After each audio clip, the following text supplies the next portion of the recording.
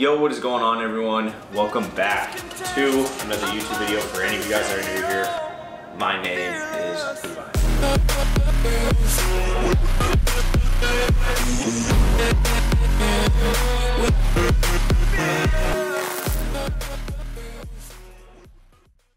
So right now, in this current moment, we are going to warm up on the bike. Just do like 2 minutes, and then we'll kind of jump around, do some quick things. I'm only gonna go for like probably 3 miles today, nothing too crazy.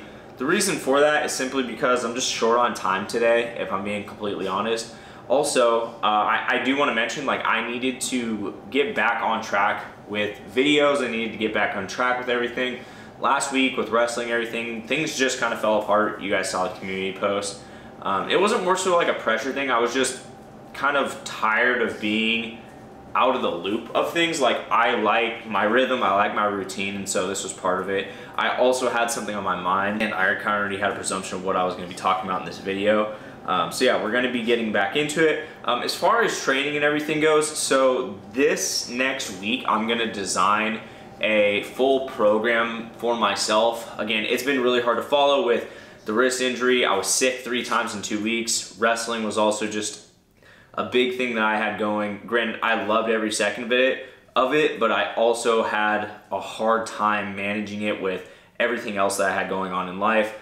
Like, Saturday was always a day that I just had to throw away during the week because I literally couldn't do anything else. And Wednesdays pretty much of every week, and then any days that we had wrestling practice, I couldn't do anything during those hours. So I'm glad to have all my time back. It was a good time to serve and do everything that I needed to do during that time period. But yeah, we're back, and this is kind of like the introduction to me getting back into training for myself now and everything. I'm really happy about it, and I'm excited to get going with it. A little bit of a change of plans. We're gonna run 4 miles. Reason being is because my 3-mile route is really hard on my body, honestly. It's a huge downhill for the first part, and you might think like, oh, downhill is easier because it's not uphill for me. Personally, it puts a lot of pain and stress on my lower back along with my knees, and my body doesn't like that at all. It really doesn't. My body probably actually prefers if I run uphill rather than downhill. In the moment, maybe not, but long term, yes, because it puts a lot of strain on my back. So that's what we're gonna do. Little thing for you guys to know as well. If you guys have a route with a lot of downhill, try to avoid it as much as you can. I think that's good to incorporate it sometimes so your body's not, you know, super unused to that. But that's what we're doing today. 4 miles. It's gonna be sick.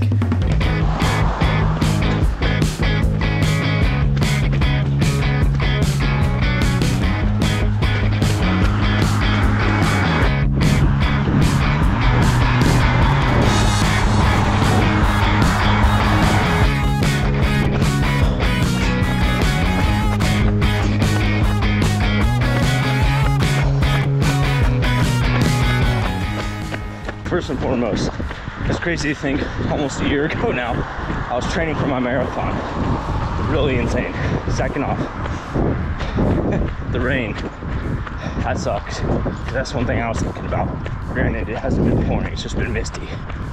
Third off, and in a recent video I should say, I talked about how when you're running, especially when you're going uphill, when it's hard, your brain is going to be coming up with like a bunch of ways to get you to stop, whether it's sending more thoughts of pain, sending you reasons to why you should stop, like excuses that make sense. It's going to try to tell you things that aren't true, which is really the preface of this video.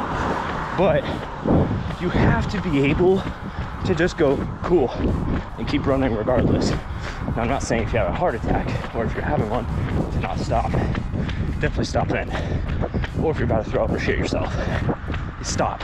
But it's gonna try to play these tricks on you. And that's what it does your whole fucking life.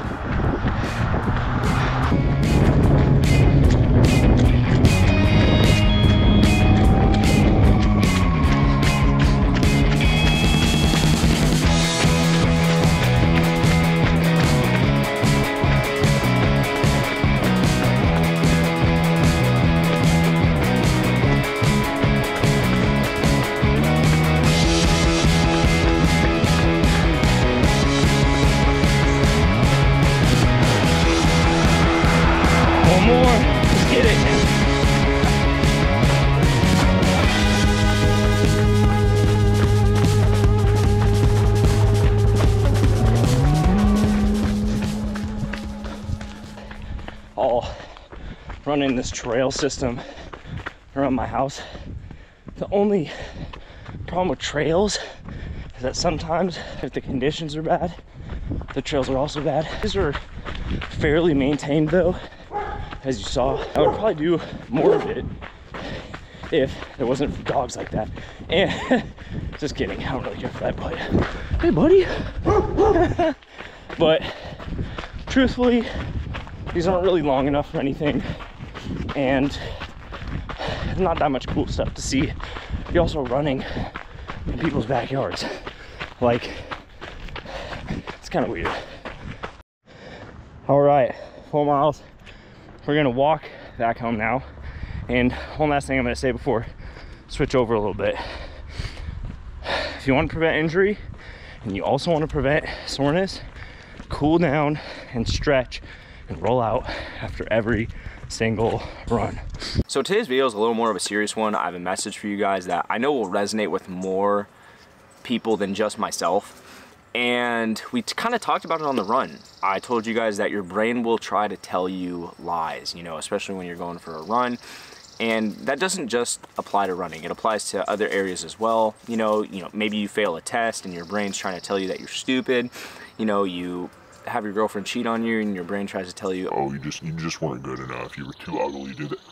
Your brain will always try to come up with some weird thing to criticize you on or lie to you about, to get you to either quit something or do whatever it is. I can't exactly pinpoint why your brain does this to you, but either way, your brain always loves to lie to you. And it's important not to listen to that thing. Some of the times, you know, our brains do help us survive, so there is also an important aspect to listening to your brain as well, which you should do. But again, your brain will lie to you. And I'm bringing this up because in my life, I experienced a failure at one point that has really altered my thought patterns. And a lot of you guys know about it from my previous YouTube channel that I used to have. And it was a business failure, I should say. It was like my first ever business venture failure. And I cannot tell you guys how loud my brain was with lies, just telling me, and I was believing them. That was the worst part. That was the mistake that I made. And it's bad, and I've seen how destructive it has been for me in my personal life. And over the last few years since that incident, I have been able to understand that not every single thought is true. Not everything you think is true. You know, there's this term in psychology called thought action fusion, where we believe we are what we think, which is not true. You know, you can't fail a test and call yourself stupid, because at the end of the day, you may have failed the test. Like, you may have failed the test simply just because you didn't prepare in the way that you needed to prepare. Maybe the test was mostly vocabulary and you were studying mostly how to perform a certain operation. Like, you can't call yourself stupid for that. You get what I'm saying? And I know a lot of people tend to really just believe their thoughts. They think they are their thoughts, and you're not. Your brain is always going to try to lie to you. You know, you're not a failure. You're not a piece of shit. Like, your brain will always try to feed you some false stuff. And here's the thing. It's not that you can stop these thoughts from coming, but you can stop them from being so, how do I word this? Meaningful, you know? Like, your thoughts don't have to mean anything to you. Here's the thing, like, you will fail. Your brain will try to tell you, you know, you're a loser. But as long as you know, like, no, I'm not a loser, and you're able to go, cool, brain, thanks for telling me that, but I know that's not true, and move on, then that's fine. You know, you're able to deal with it. Because, like, I'm not here to tell you guys that your thoughts are just going to go away, because they aren't. I'm just going to be honest with you. I've tried for forever to get my thoughts to go away, and they won't go away, you know? But I've learned how to deal with them better. And because of that, I've seen improvement in my emotional life, my mental life, and a lot of other areas.